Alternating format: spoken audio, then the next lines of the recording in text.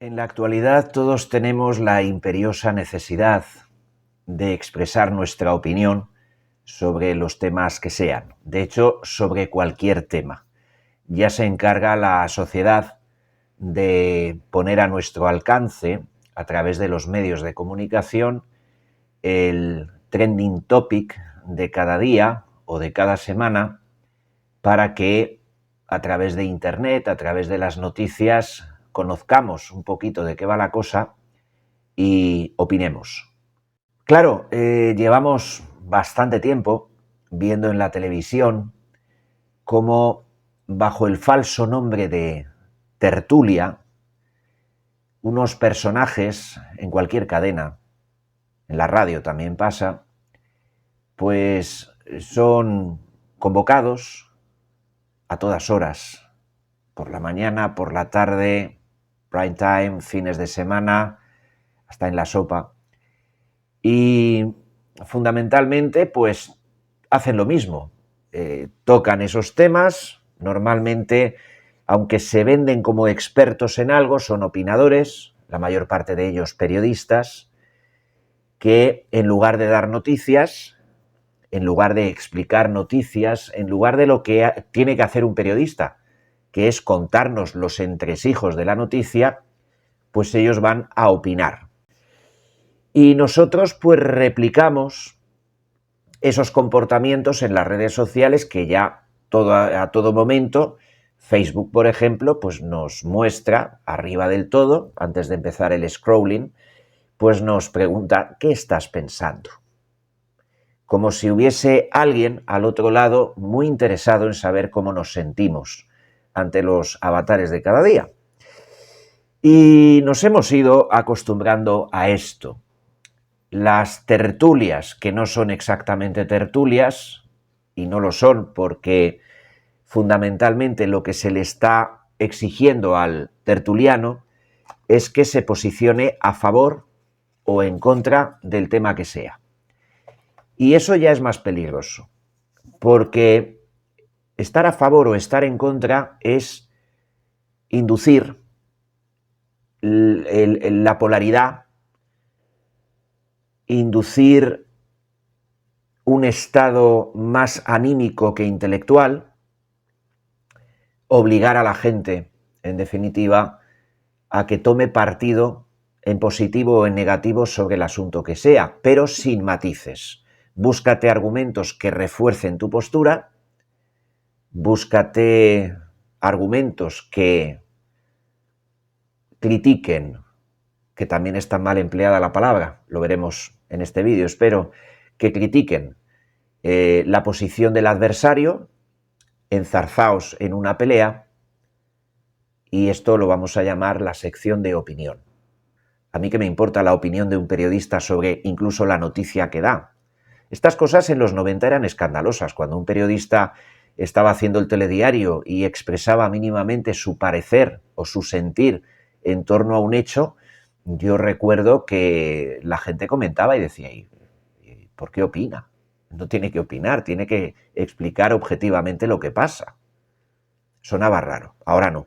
Ahora estamos acostumbrados a todo lo contrario, a que en los telediarios el propio redactor o director o conductor de ese espacio pues nos indique si algo le parece bien, mal o regular.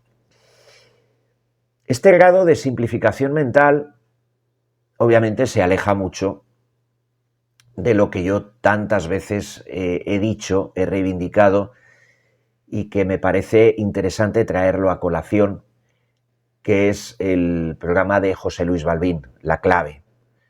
Como sabéis, lo diré una vez más, en La Clave pues se tocaban temas delicados, se invitaba a 6, 7, 8 personas, cada una de su padre y de su madre, que por riguroso turno y muy escasas veces discutiendo entre sí, expresaban su parecer, y al llevar distintos pareceres sobre un tema, el espectador asimilaba que nada es blanco ni negro, sino que todo tiene matices de blanco, de negro y de todos los demás colores del arco iris, ¿no? Entonces, en aquella época interiorizábamos pues exactamente eso, que nada es tan sencillo. Ahora es todo lo contrario, ahora simplificamos. Primero sentimos la imperiosa necesidad de decir estoy a favor o estoy en contra, me gusta o no me gusta esto. Y a continuación las reacciones de la red social, de esos contactos que tenemos, que la red social dice que son nuestros amigos, que no lo son, puede haber amigos ahí, pero no lo son, pues refuerzan esa sensación de que vivimos en un mundo sin matices, en un mundo prístino, en un mundo en el que las propias estadísticas de la red social nos va a decir que es un mundo polarizado, completamente polarizado y además bipolar. El caso es que nos hemos habituado a tener opinión sobre todas las cosas de este mundo y además a tener razón, porque nos hemos convertido en unos coleccionistas de argumentos que ni siquiera son nuestros, porque el vértigo de la sociedad nos impide reflexionar y además no nos apetece, porque no es necesario, porque tenemos el dato, no nos paramos a pensar las cosas, con un absoluto desprecio de nuestra propia autoestima, y tenemos como objetivo triunfar cada día vistiéndonos en la mañana del trendintopismo, digámoslo así, eligiendo bien un tema entre los que se nos ofrecen y polemizando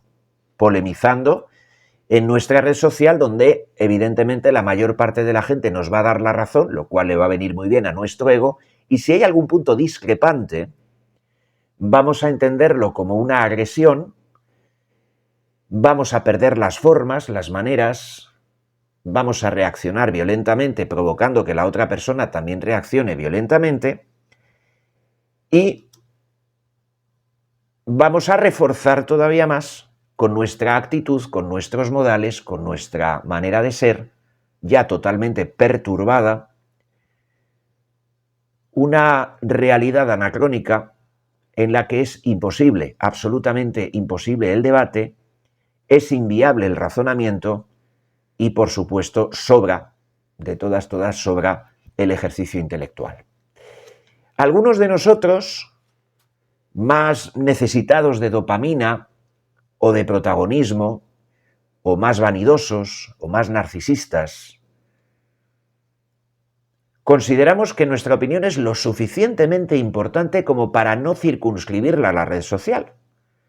Y entonces nos la llevamos a otra red social más potente que, a través del sonido de nuestra voz o a través de un vídeo, pues nos permite llegar no solo a los 700 contactos de la red social, o 1000 o 3000, sino quizá a miles de personas y decenas de miles de personas. Y de esta manera tenemos camioneros que opinan sobre la política estadounidense, veterinarios que opinan sobre las políticas del Ministerio de Igualdad, tenemos incluso empresarios que opinan sobre absolutamente todo lo que pasa en España y en el mundo, presuntos humanistas que, con unas ínfulas, con unos comportamientos, dictan sentencias ineludibles, sentencias, digamos, dogmáticas sobre todo tipo de realidades del sentimiento y del parecer humano. Tenemos abogados que hablan de Groenlandia o de la erupción de un volcán o de una epidemia. Tenemos jardineros que resuelven la política del país y personas como yo que hacen los vídeos para vender sus productos personas como yo, que han estudiado una carrera de historia y que hablan de historia, porque además de estudiar la carrera, se han pasado los siguientes 20 años después de terminarla sin dejar de estudiar historia todos los días de su vida, renunciando a muchas cosas y con un hambre y una sed de conocimiento brutal y reflexionando mucho las cosas, pues personas como yo, no soy ni muchísimo menos el único, recibimos mensajes constantes diciéndonos lo que tenemos que aprender, lo que no sabemos, por parte de personas que lo saben, porque lo han visto en el vídeo de otra persona que a lo mejor tiene los mismos estudios que un servidor, pero que tanto esa persona como yo, es decir, el otro licenciado en historia y yo, sabemos perfectamente que lo que esa otra persona está haciendo no es ni muchísimo menos enseñar historia, sino inculcar una ideología. Es el barullo, es la vorágine de un mundo célere en el que sabemos que si opinamos de todo y queremos influir de alguna manera en los demás, tenemos que hacernos sobre todo populares, no necesariamente por el intelecto, y escoger una línea editorial para captar a ese público quizás más afín, más productivo en términos de publicidad, o más afín a nuestro sentir ideologizado y altísimamente ignorante. ¿Qué es lo que está fallando? Se lo achacamos a que el enemigo a abatir es demasiado poderoso, son grandes corporaciones, son gobiernos, son imperios y además son muy astutos. Y aunque seamos muchos los que estamos despertando, son muchos más los que todavía están sumidos en la Matrix. Este sucedáneo de vida que se come de media, en la mayor parte de los casos mucho más, porque la media implica meter a ancianos que no ven y que no pueden mirar el móvil, ¿no? Pero que dicen que se come de media 3 horas de cada uno de nuestros días, que engulle 45 días de cada uno de nuestros años, que devora más de un año íntegro de cada década de nuestra existencia, y que cuando muramos, espero que de muy viejos, se habrá zampado cerca de 24.000 días de nuestro paso por el mundo, es decir, más de 6 años, con la de cosas que se pueden hacer, señor mío, en 6 años. Digo que este monstruo que nos devora como Saturno a sus hijos, que nos ha comido ya para defecarnos en el orinal de los falsos profetas, que ha seducido a jóvenes y mayores, a obispos y ateos, a profesionales y parados, no solo no nos hace más felices, sino que tampoco arregla el mundo. Tampoco somos mejores. ¿Qué somos? Está todo montado para que en medio del desamparo de nuestra terrible indefensión, porque encima nos sentimos vulnerables e indefensos, alguien, aunque sea alguien que no conocemos de nada y cuya vida no nos importa, simple y llanamente nos dé la razón para sentirnos cualificados, para sentirnos justificados, para sentir que no somos unos pedazos de mierda. En el mundo exterior, que es el de antes, que es el de siempre, que es el único que hay, que es el de verdad, el hombre maduro o viejo acepta su situación, esa situación vital, y los jóvenes también tienen que aceptar que su situación es perecedera y que antes, más pronto que tarde, también serán más mayores, serán viejos, pronto dejarán de ser jóvenes. Y que la verdad no está ni en la polarización, ni en el fácil triunfo, ni en los pulgares hacia arriba, ni en los seguidores que no conocemos, sino en el esfuerzo, en el trabajo, en buscar, en definitiva, con mucho ahínco, nuestro propio destino. Es decir, en enfrentarse con la implacable, pero sana y conveniente dureza de la vida. Y también con sus profundísimas enseñanzas, ya que al fin y al cabo la vida, nos pongamos como nos pongamos, es una lucha constante que no conoce tregua ni respiro alguno. Así ha sido siempre y así será. Y elegir lo otro es elegir la Matrix. Elegir eso que tenemos por la Matrix. Bueno, pues yo voy a hablar de otra cosa y voy a intentar aclarar en este vídeo muchas cuestiones sobre por qué nos está pasando esto, qué es lo que nos falta, por qué nos falta y por qué es tan valioso lo que nos falta, como las tierras raras. Voy a hablar de algo que no se estila, que no está, que no se le espera y que además no quieren que exista y por eso lo han quitado. Voy a hablar del intelectual. El intelectual, lo primero de todo, no es un hombre culto que sabe muchas cosas y que las utiliza para hacer proselitismo de sus ideas, opinando de cualquier mamarrachada o vendiendo doctrinas. La persona inteligente, con cultura, que hace eso, se ha llamado siempre un propagandista. Y siempre lo ha sabido también. Pero yo voy a hablar del intelectual. Porque el intelectual, propiamente dicho, es un producto histórico que se da en una época concreta y que solo en esa época concreta cobra plenitud y sentido. Y a él le debemos lo poco que nos queda. Lo poco que nos queda. Y cada vez se lo debemos menos personas. El intelectual es una creación de la cultura burguesa del siglo XIX que triunfa en la etapa liberal de Occidente. Es decir, desde más o menos mediados del XIX, época de máximo esplendor burgués, y las primeras décadas del siglo XX, y que es ahí cuando se conforma como grupo social. Se trata, cuando hablamos de Aldous Huxley, de George Orwell, eran escritores, sí, pero eran intelectuales.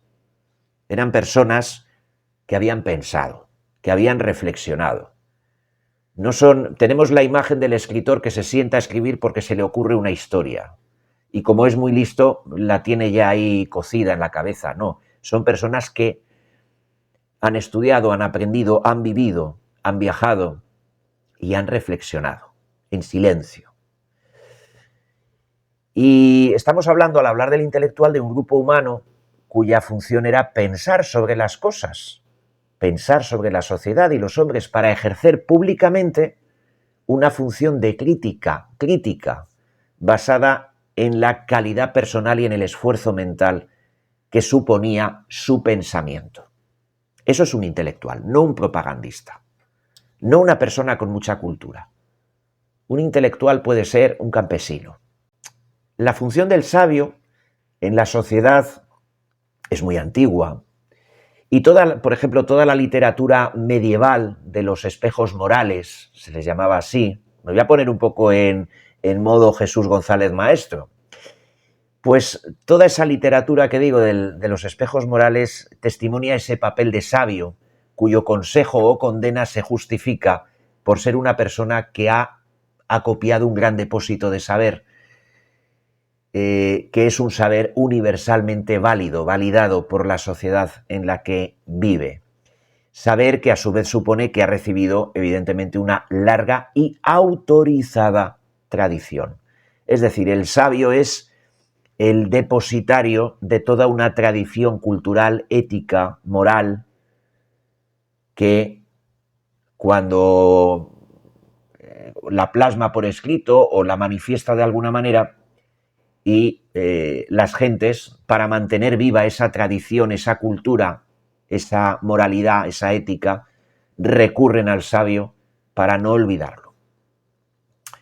Nada tiene que ver esto con el papel del intelectual que se justifica ante la sociedad por el ejercicio de su personal capacidad crítica, la cual confiere a su pensamiento, y nada más que al suyo, un valor excepcional.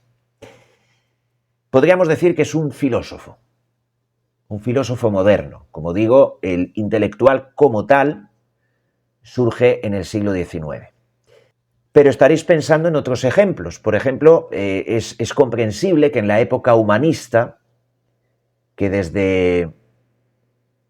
La época humanista no, vamos a decir la figura del humanista, que aparece desde los siglos de la Baja Edad Media y que se multiplica por todos los países europeos hasta alcanzar su plenitud en el Renacimiento, es posible que el humanista, digo, se aproxime bastante al tipo de intelectual que entendemos nosotros, al intelectual moderno, ¿no?, que se distancia a la vez de ese sabio anciano de los apólogos medievales. Este humanista, a partir del siglo XV, lanza una enérgica aspiración de libre concurrencia espiritual paralela a la libre competencia política y económica, que es lo que se lleva en la época, que es lo que inspira a la burguesía de su tiempo, porque es cuando en las ciudades, en los burgos, surge una especie de clase media dedicada al mercantilismo, o un mercantilismo ya moderno, que, merced a la riqueza,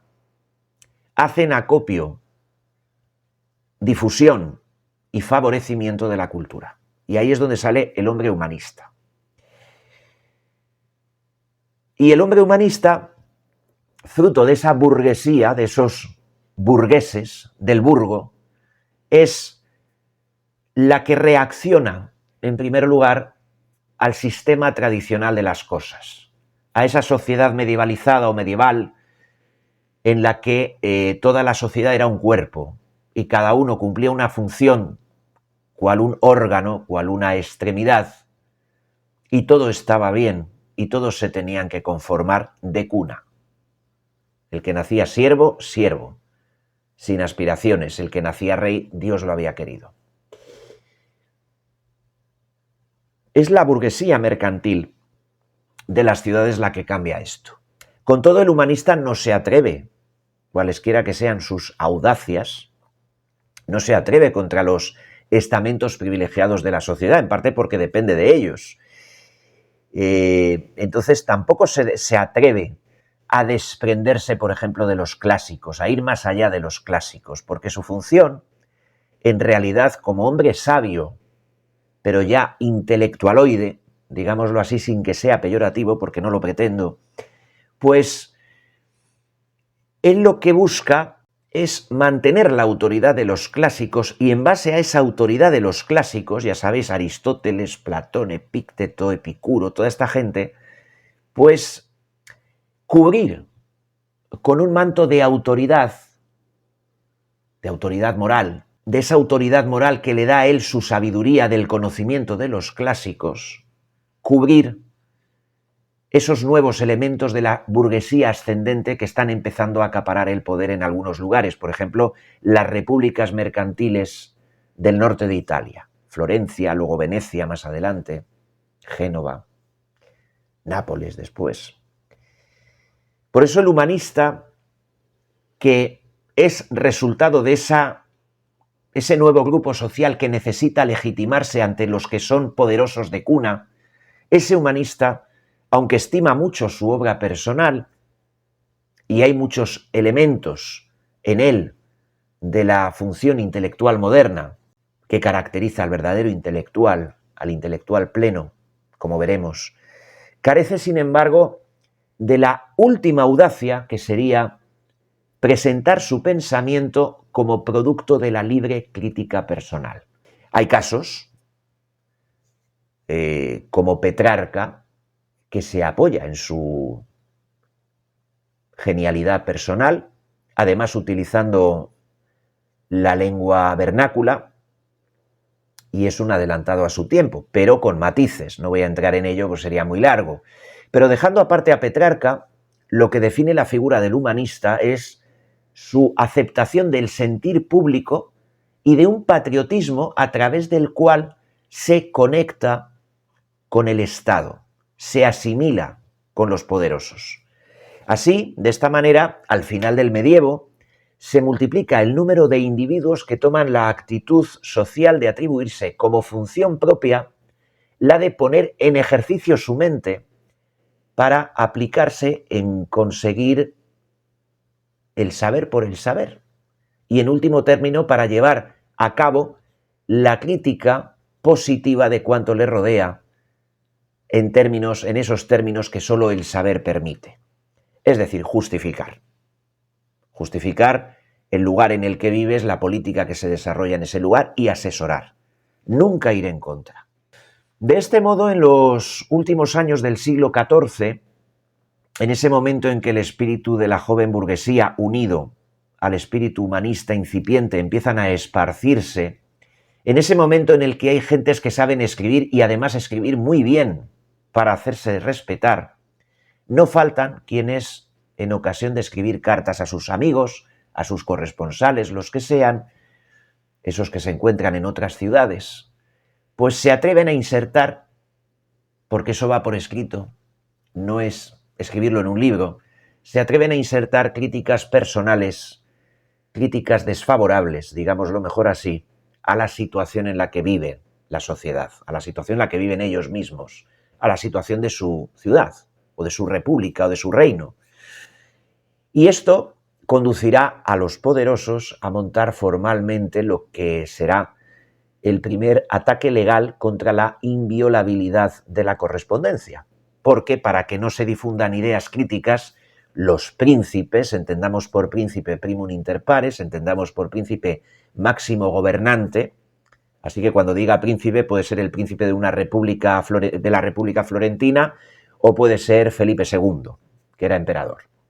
Los primeros, los principales, los príncipes, pues como no quieren recibir críticas, pues ordenan, evidentemente, he dicho Felipe II, pero estoy hablando de los últimos años del XIV, para que me entendáis, pues abrir la correspondencia para ver qué se está diciendo ahí y evitar subversiones y cosas peores.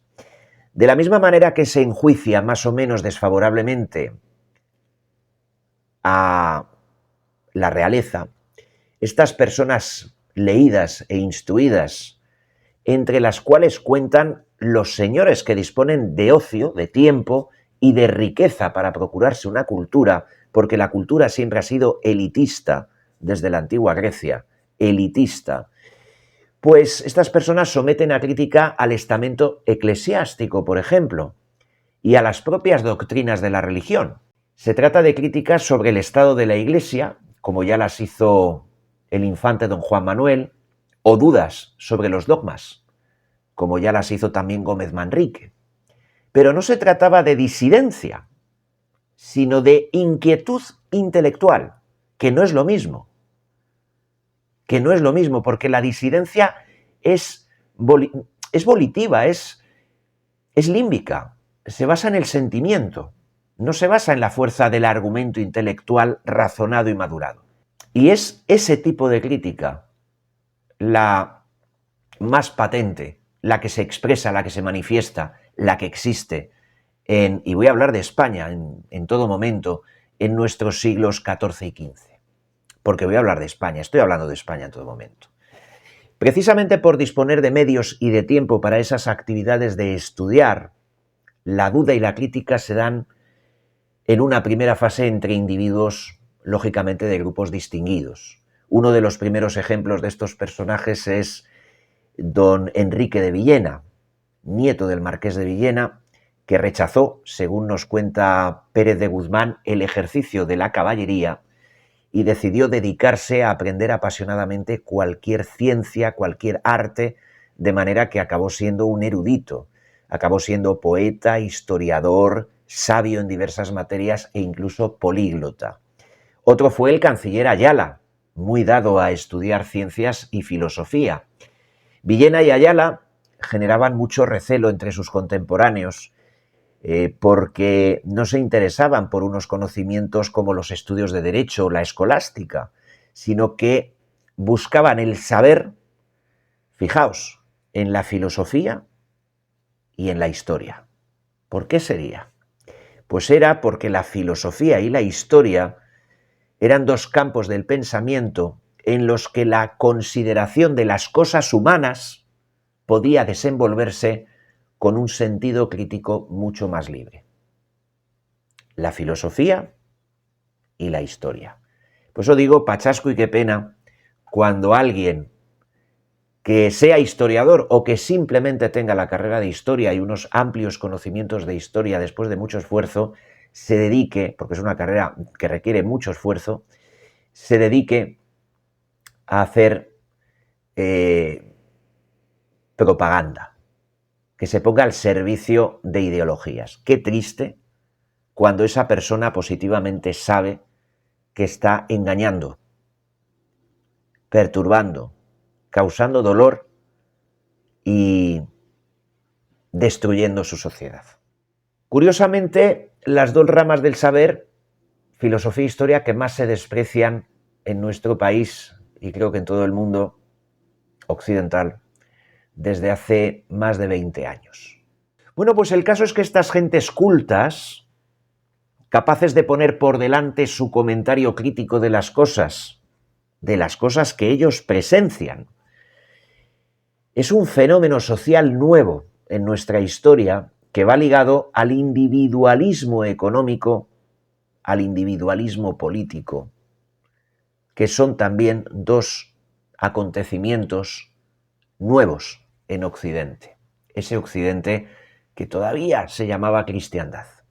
Como he dicho antes, recordemos que la sociedad medieval era compacta, había muy poco individualismo en su cuerpo social, la sociedad era, pues eso, un cuerpo y cada órgano tenía su función y donde te tocaba, ahí te tenías que quedar. Si te tocaba uña, uña, si te tocaba hemorroide, hemorroide, si te tocaba cabeza, cabeza.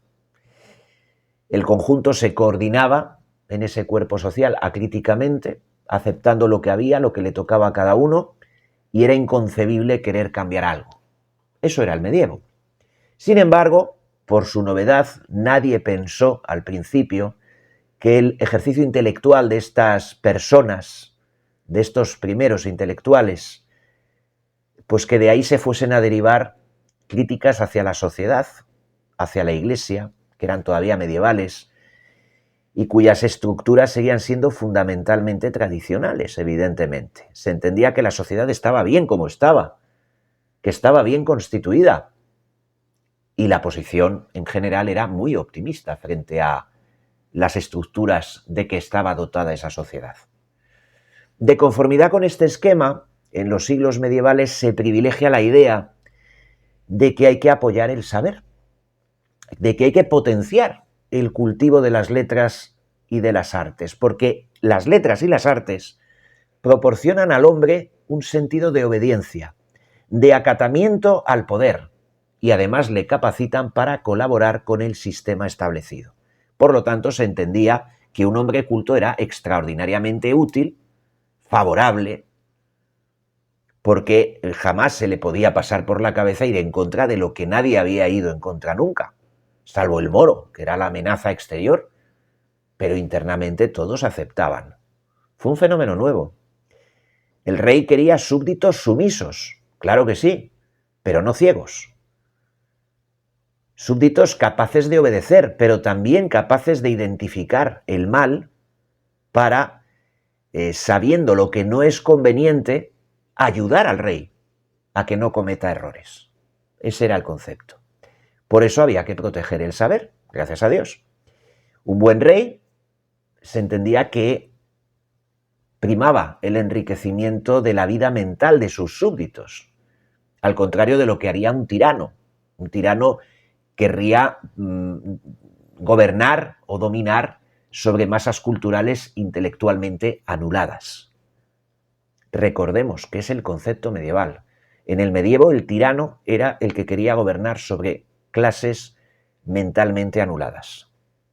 Yo pregunto en este punto, ¿qué son las redes sociales y qué es toda esa enorme cantidad de subproductos dopamínicos de los que nos han dotado para que no ejerzamos ningún ejercicio, para que no practiquemos ningún ejercicio intelectual?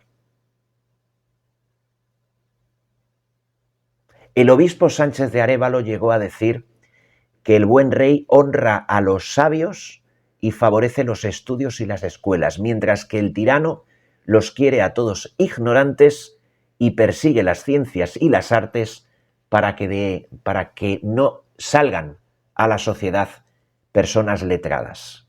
Esta tesis acerca de las relaciones entre el poder y el saber significa que bajo un planteamiento clásico, incluso clasicista, en el sentido de la cultura clásica, la antigua, ese tema del buen rey y del tirano, pues aparecen unos términos relativamente nuevos en los que no deja de tener interés el matiz, quizá de subrayar las posibles consecuencias sociales y políticas, también económicas, del letrado y del sabio de la época, favorecedor de la buena marcha del reino, de la buena marcha de la república, que son precisamente esos dos, el letrado y el sabio, los que el tirano mantiene lejos, lo más alejado del pueblo, lo más alejado posible del pueblo, para evitar la repercusión de sus posibles críticas. Porque estas críticas son censuras del hombre que sabe, censuras del hombre que sabe, y que por su condición de sabio, encima es alguien a quien la gente le va a escuchar. Cosa que no ocurre ahora. Cuando un hombre sabio, cuando alguien que sabe habla, lo más posible que ocurra es que lo machaquen en Internet. Y a todo esto, dos circunstancias técnicas, incluso tecnológicas, que afectan a la palabra escrita, son de una importancia capital en este momento de la historia. Y son capitales en lo que es la evolución del tipo de maestro, de humanista, de filósofo, hasta llegar mucho más, o definitivamente, si se quiere, en el siglo XIX, al modelo del intelectual. Y es que desde la época en que trabajaron los humanistas, fue ya posible contar con la ayuda de ese misterioso objeto, mágico objeto, llamado libro, en una forma además que tiene mucho que ver con la actual. La imprenta fue uno de esos cambios tecnológicos y la imprenta lo cambió todo. Si desde el siglo XIII la creación de las nuevas universidades y muy especialmente las facultades de artes había ampliado y secularizado las tareas académicas, resultó de esto que los grandes manuscritos usados hasta entonces, a partir de la imprenta, cambian sus caracteres, porque son impresos a través de tipos, para adaptarse de esta manera a los nuevos modos de adquisición de los saberes. Se reduce el formato del libro, los libros más antiguos eran gigantescos, pesaban un quintal.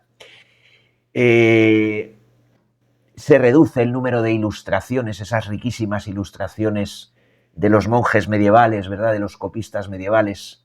Se me ocurre el maravilloso libro de Kells, que está en Irlanda, en Dublín. Y además introducen la letra cursiva y algo que tampoco existía, el índice de materias. El índice de materias nace con la imprenta. Y todo esto nace a solicitud de las universidades para, dentro de lo que va a ser una sociedad más dinámica, porque va a haber más libros, poder agilizar el aprendizaje de las personas, de los estudiantes, de los estudiosos, del hombre culto. Pero no acabaron ahí los cambios.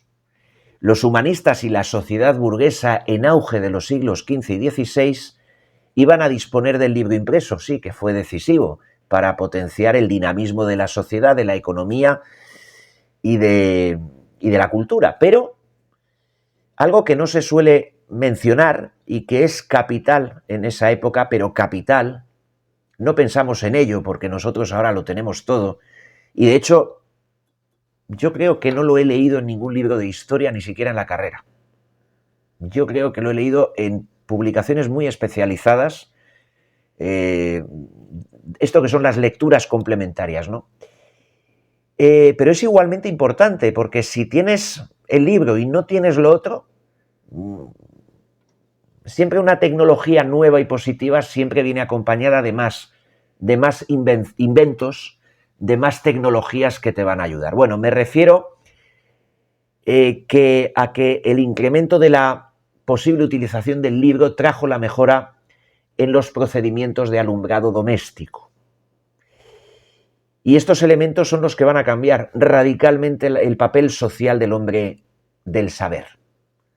Porque no solo va a tener más libros a su alcance, sino que además va a tener más horas para leerlos. Y estos dos productos, además, son una manifestación de una nueva sociedad, de una nueva economía, de una nueva política, que exigen al estudioso una función que no es la que cumplía en las viejas aulas salmantinas o de París, ni mucho menos, sino que se involucre en la sociedad, que el sabio se dedique a reflexionar a través de la cultura sobre las cosas humanas de antes y de ahora, que piense incluso en el futuro y que emane opiniones facultadas para alumbrar con su inteligencia a los que gobiernan y a las gentes a fin de seguir mejorando la sociedad. Siglo XV. Y para ello hacen falta libros, muchos libros. Y lecturas, muchas horas de lectura. Por eso lo del alumbrado. Paolo de Certaldo, que era un mercader florentino, escribió estas consideraciones que tengo apuntadas, que son muy bonitas. Decía, chi molti libri legge, molte e nuove cose trova, e però sempre leggi e studia con molta sollecitudine. Quien lee muchos libros, muchas cosas nuevas encuentra. Así que lee siempre y estudia con mucha solicitud, con mucha dedicación. Un gran consejo. Por ese carácter móvil e innovador con que arranca la sociedad moderna, se requieren precisamente libros que traigan invenciones de todas partes. Y aquí es interesante una ley de los Reyes Católicos de 1480 en las Cortes de Toledo, que concede facilidades de importación de libros hasta unos límites que ahora serían inauditos. Los exime de aranceles, de tasas, de fiscalidad. Que vengan todos los que quieran. No vamos a poner aranceles, no vamos a poner impuestos al tráfico de libros para que circulen con las mínimas trabas posibles y lleguen al máximo de gente. Y declaran los propios Reyes Católicos en las Cortes de Toledo en 1480 lo siguiente: porque con los libros se hacían letrados los hombres, lo cual redundaría en provecho universal de todos y ennoblecimiento de nuestros reinos. El valor de la cultura. Y es que hay que considerar que el humanista dedicado ya profesionalmente a tareas intelectuales, cualquiera que fuese su autonomía de pensamiento y su discrepancia con las tradiciones sociales de la cultura, o con las del poder, o con las de la riqueza o la religión, se encontraba históricamente situado del lado de los gobernantes. Tal vez porque también los gobernantes de los siglos XV y XVI eran, al menos en parte, gentes muy, muy innovadoras. Los reyes católicos, Carlos I, muy innovadores.